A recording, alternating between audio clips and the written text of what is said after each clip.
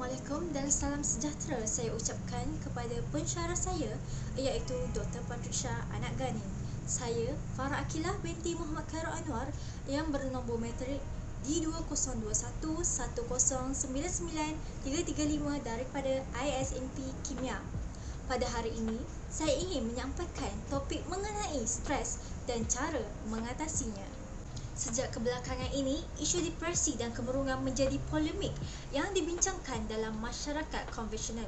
Perintah Kawalan Pergerakan PKP, ketidaktentuan ekonomi negara dan situasi pengajaran dan pembelajaran di rumah telah menyebabkan kebanyakan masyarakat untuk menghadapi tekanan dalam kehidupan, terutamanya golongan remaja dan belia.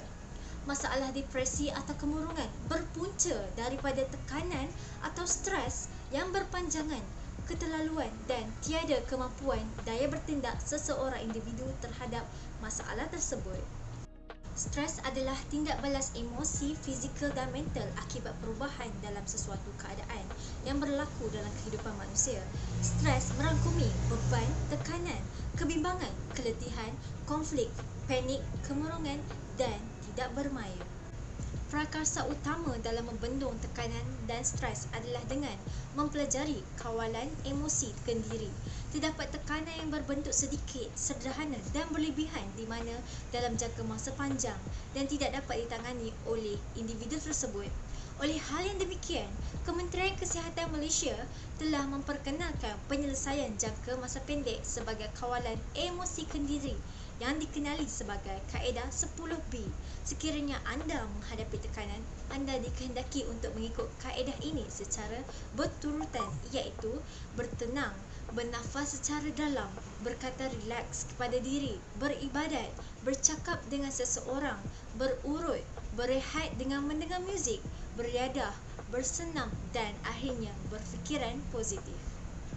Selain itu, alternatif lain yang dapat dilakukan oleh individu bagi mengelakkan tekanan dan stres adalah dengan melakukan aktiviti riadah seperti bersenam dan bersukan.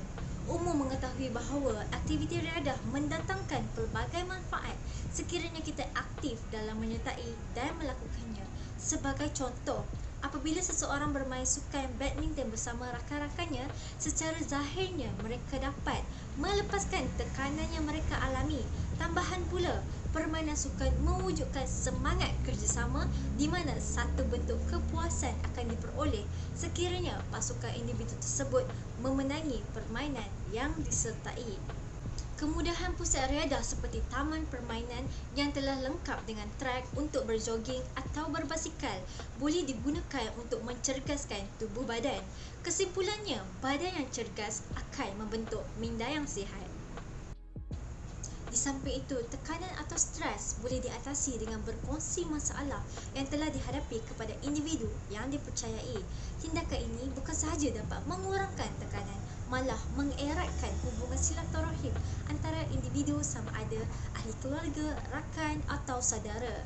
Kementerian Pembangunan Wanita, Keluarga dan Masyarakat telah pun membangunkan talian kasih 15999 yang beroperasi selama 24 jam pada setiap hari. Talian aduan krisis ini memberikan peluang kepada sesiapa sahaja untuk mempunyai masalah berkaitan kaunseling, kebajikan, perlindungan dan masalah keluarga untuk berhubung dengan pegawai yang bertugas dan mereka akan membantu mangsa atau individu yang tiada kenalan untuk berkongsi segala masalah serta menghilangkan stres. Konklusinya, terdapat pelbagai cara menghilangkan stres yang boleh dilakukan bagi mengatasi tekanan. Ia adalah perasaan semula jadi yang sedia ada pada setiap individu dan banyak faktor yang mendorong kepada desakannya terhadap seseorang individu. Dengan memperkenalkan mekanisme kawalan terhadap tekanan, kita boleh menjadikan sebagai sumber motivasi seseorang untuk mencapai kejayaan.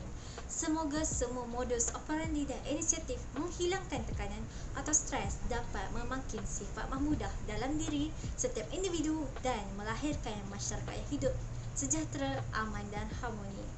Sekian sahaja pengucapan awam daripada saya. Sekian, terima kasih.